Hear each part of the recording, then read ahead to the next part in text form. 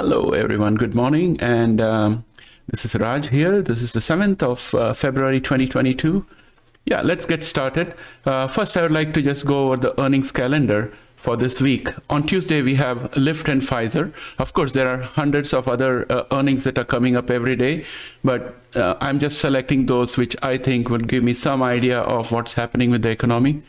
So I've selected Lyft because that can give us an idea of how mobile people are in terms of getting into a rented car and moving around, and Pfizer because that will give us an idea of how the pharma industry is performing and looking at the next quarter.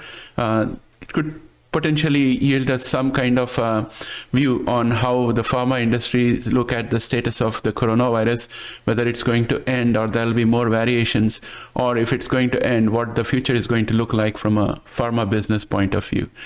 The next we are looking at on Wednesday is Disney. If we have a good upbeat review from Disney for the future quarter, that would mean that Omicron is kind of fading away and people are more likely to do social activities, and that's excellent for the hospitality sectors, which forms a good portion of the GDP, and that will be positive. And again, anything that is positive is going to boost the Fed's resolve to raise interest rates, because positive means economy is strong and it can take the interest rates, and the Fed also wants to have higher interest rates so that they can start using monetary control measures to handle the economy rather than going towards quantitative easing. So so that's about Disney. Then GlaxoSmithKline, again, word about diagnostics with Mammoth, how the diagnostic sector is panning out. So the future quarter outlook might probably give us some insight into how Glaxo looks at the economy, whether it's going to be post-pandemic according to them, or is it going to be a continuation of variations, and what it does for the diagnostics business. Then Toyota Motor, because I am still trying to validate Cathy Wood's thesis that ICE motors are going to be extinct over a period of time, and the tendency is more towards EVs. So with Toyota Motors, we have a mix. We have hybrids as well as ICE motors, and Toyota has, I think, been one of the companies which has been more into hybrid, moving more into hybrid and moving away from ICE engines. But we'll see what their outlook is like, and that can give us some validation or confirmation of what Cathy Woods is saying.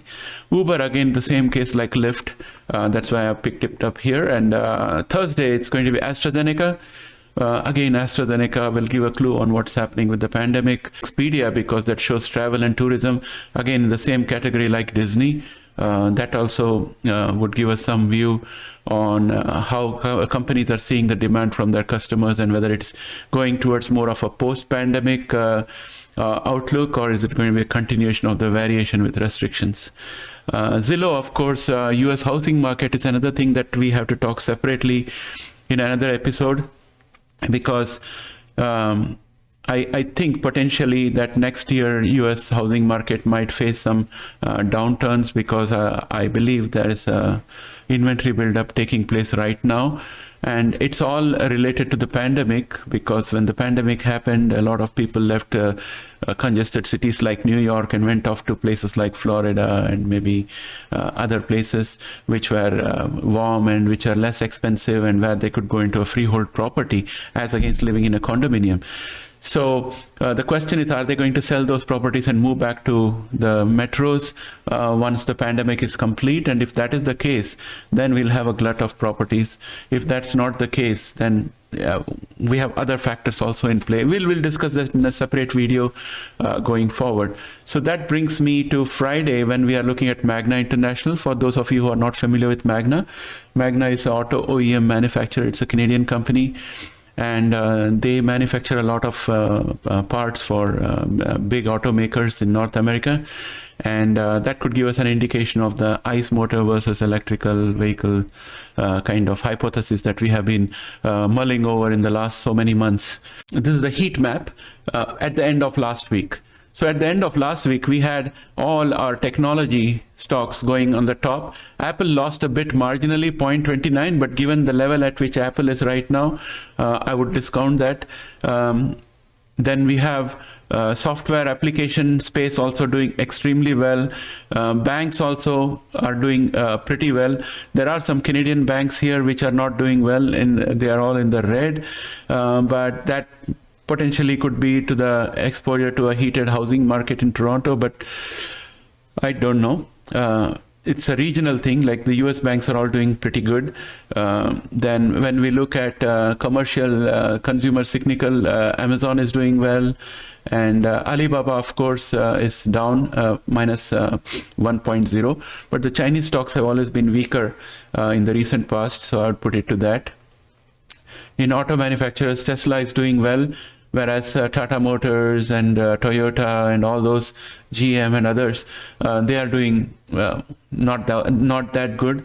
You look at NIO, it's also green. Li Auto is also green. So EVs are being favored by the market out here in the auto manufacturing sector.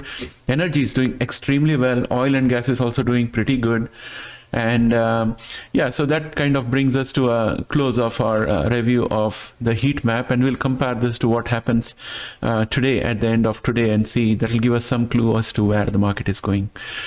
Crypto has done extremely well, because in the last month or so, if we look at the crypto space, crypto starts picking up during the beginning of the trading week and starts falling after hours and during the weekend. But this time, as of last weekend, this is a snapshot which I took on Sunday. Crypto is doing pretty good. Bitcoin has gained quite a bit of ground.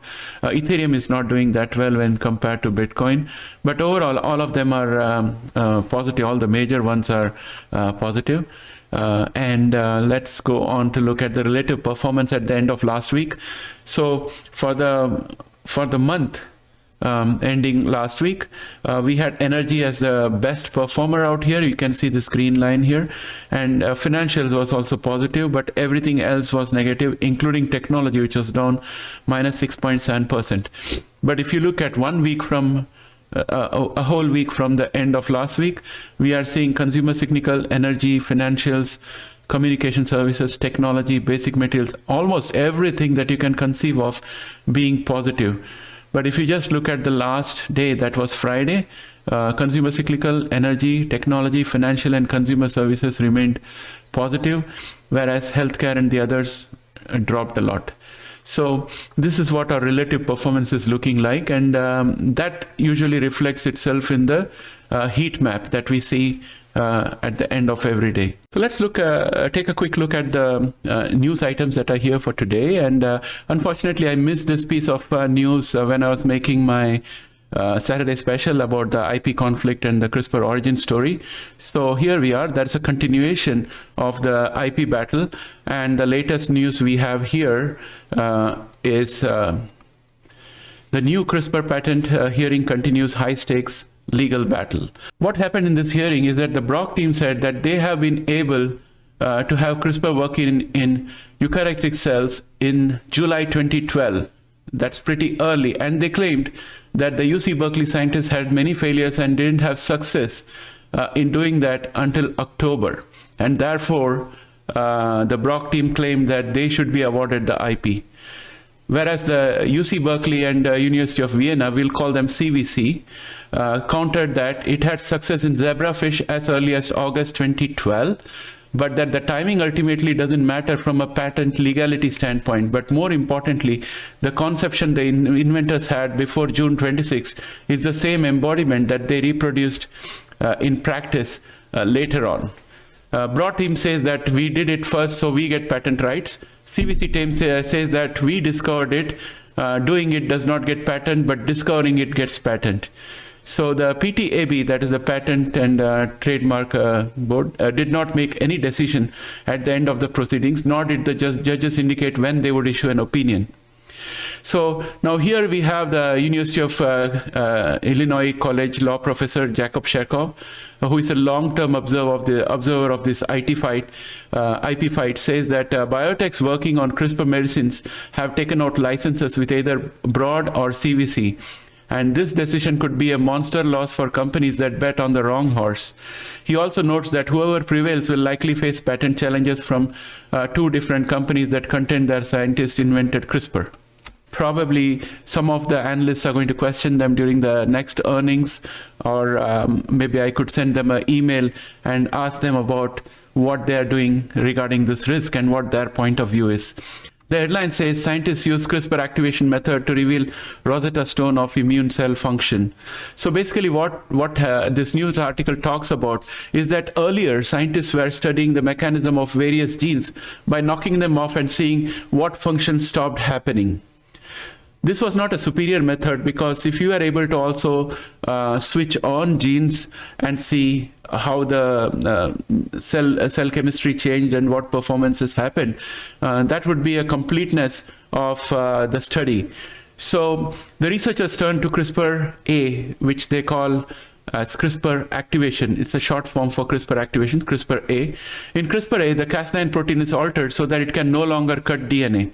Rather, scientists attach an activator, a molecular on switch, to Cas9 so that when it binds to a gene, it activates it. Alternatively, they can attach a repressor or an off switch to Cas9 in order to turn the genes off, achieving a result similar to typical knockout approach called CRISPR I for CRISPR interference. So this is the way the CRISPR the genes knockout teams started using CRISPR in order to not only knock out but also switch on genes and study what happens. And this is going to help them to create what they call a Rosetta Stone or a catalog of the functions of each of these genes, what happens when they are expressed and what happens when they are suppressed. And as a result, that can give an idea on handling various human disease conditions that are triggered through genetic activation and deactivation. And this is a much more comprehensive look over and above what is being done in the CRISPR scene and base editing scene by other companies. So that brings me to an end of our news, CRISPR industry news and update segment. And next we'll go on to look at the indices and technical analysis. Let's start by looking at the VIX first. It's around 10:39 a.m. in Toronto, and the VIX, this is a long-term view, a one-year view. I'm zooming in.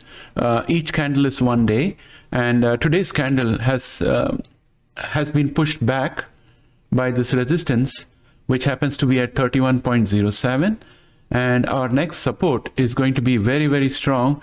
It's at 27.73, which coincidentally is also the 50-day EMA, which is this green line. So the horizontal green line and the curvy green line, both together are going to give us support out here. So today, if we go below yesterday's candle, then we would have performed better than yesterday. So I'm looking forward to what happens in the next 4 to 5 hours. If we come down below that, it will be a very good sign. Ideally, if we come somewhere close to 29.32 on the VXN, 29.53, that will be a very good outcome, because then we would have lost all the spike that we had in the last 3 days. So that's what I'm looking forward to in terms of the actual percentage points. If we look at the indicator out here, VXN has lost 0.33%. Which is not that great, but still a positive for the NASDAQ, which is up 0.53%, that is 75 basis points. And again, we have this resistance here for NASDAQ at 14,227, which it needs to clear. It's been shying off this for the last three days, and hopefully we are able to break it today, because right now I can see our MACD is bullish and also momentum is picking up. So overall it is looking good from a technical perspective, and I would hope that this resistance would be broken today, in which case it will become support. We also have a resistance from our 50-day moving average here, which is this mustard colored line. I'm just going to widen this a bit so you can see we have this red line here, which is our resistance, 14,227, and then we have this point here, which is at 14,281, which is also giving resistance, but our 9-day EMA, the red line here, is giving us the support. So overall, that's what it looks like. Let's go on to our biotech shares. And I'm going to sort this just so that we have the biggest winner on the top. And we have Intelia at the top with a gain of 4.87%. And if we look at all our support and resistance lines, we still have resistance. We have broken through two resistance in the morning and then come back down. The first one happened to be at 100.64, which is currently the main resistance we are facing. And the second one was 102.48, which we went to and came back. And we were also pushed back by the 50-day EMA, which is this fluorescent green line. So all in all, we have had severe headwinds for Intelia, but we are just about breaking above this resistance at 100.64. Hopefully before the end of the day, we are able to break through these two resistance, but we will still be under the 50-day EMA. The MACD is bullish and the RSI is also picking up. The momentum is picking up. So I'm very optimistic that would be the case. It will be a case of big gains for Intelia today. Next, let us look at Beam. Beam is still struggling with resistance at 65.12, and we have a MACD which is slightly bullish and the momentum that is picking up, given the overall tone of the market going positive, assuming that the Vixen continues to start moving downwards. We should have a very good positive gain for Beam today. We are up 4.92 and probably we might end the day with 5% upside, provided the VIX doesn't spurt anymore, because the indicators here are looking good. Let's look at CRISPR, which is up 4.69%, and it has still got a resistance at 66.36. MACD is bullish and so is the momentum picking up.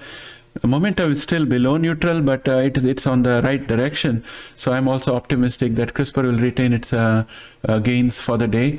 It's at around 4.25. I would be happy if it could end at 4.5% gain.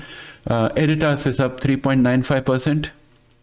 And we have a long way to go. Our immediate resistance is the 20-day EMA, which is this mustard color line, and our support is at 9-day EMA, which is just below it, and our next support below that is going to be at 18.20. MACD is bullish and RSI is also picking up. The momentum is very low, but it's picking up pretty fast.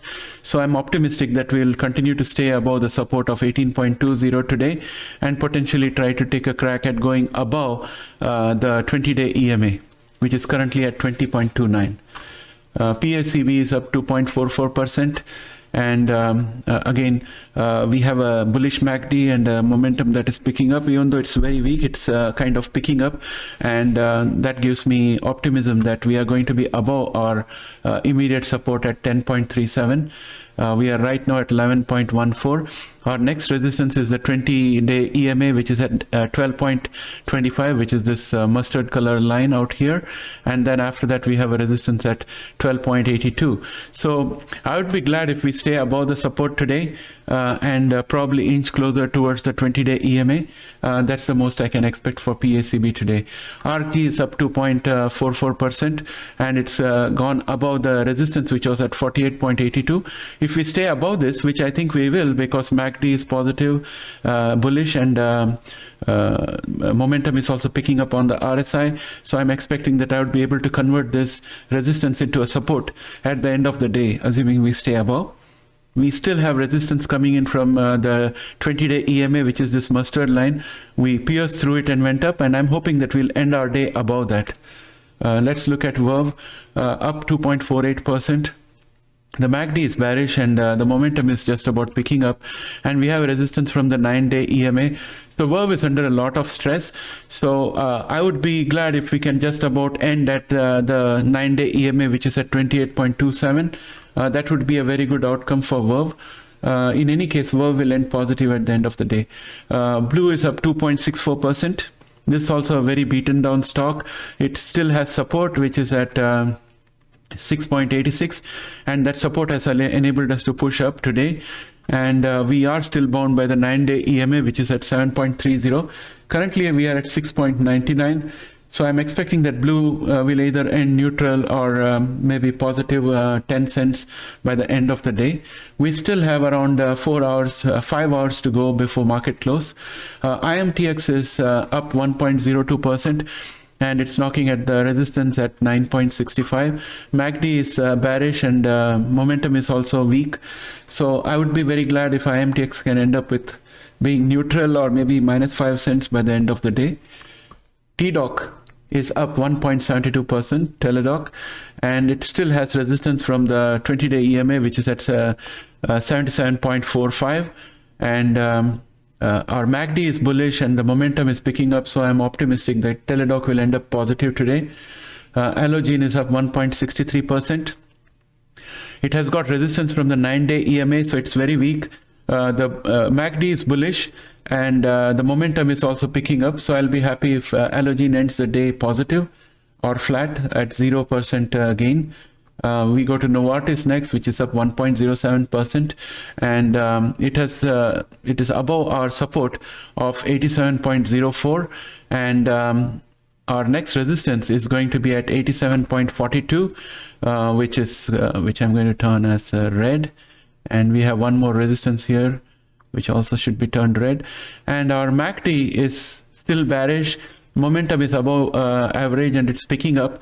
So overall, I think I'll be happy if Novartis ends the day positive and probably at 50 cents gain before close. Vertex is up 1.05%, and MACD is bullish, and the momentum is high. It's still got a way to go before it can be overbought. So I'd be happy if Vertex can end the day with $3 gain. That is around a 1.1% upside. So that's what I'm looking for. Our support is happening to be at 239.52. And if I go to a daily candle for Vertex, that's where we'll see the actual action. We can see that the MACD is turning a bit bearish and momentum is sideways. So I think I would revise my opinion on Vertex. I would say it will still be bullish because overall it's on a bullish pattern.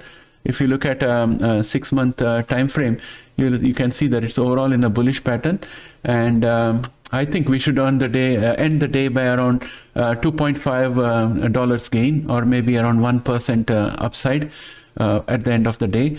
Pfizer is up 0.25, and we have been on a bearish trend for Pfizer. And if we go to a 1-day time frame, we can see that our MACD is bearish and our momentum is also dropping.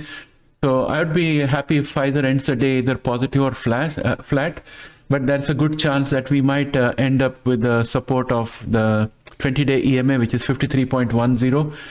So that would mean somewhere between 0 cents and maybe 10 cents positive for Pfizer by the end of the day. Regeneron is down 0.67%. The MACD is bullish. The momentum is close to overbought on the RSI. So we are going to have this resistance at 619.54, which is going to be difficult for us to break today. We may probably end up the day negative 0.5% or maybe $3 negative by the end of the day. And that would be the best possible outcome for Regeneron. So that brings me to a close of my technical analysis for today. The market has got a long way to go today. Overall, I think the sentiment is positive. I'm really heartened by the way the cryptocurrency market is doing.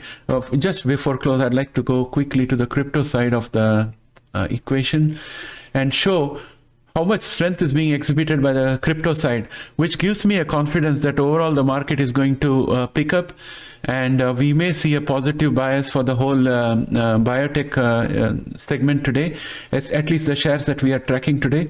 I'm expecting most of these shares to end up positive by the end of the day.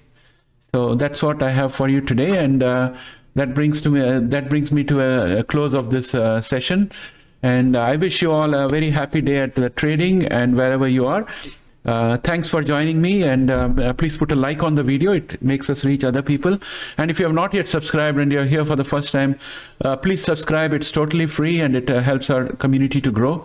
And you'll get a lot of positive things to hear about CRISPR out here. Thanks and have a great day. Bye for now.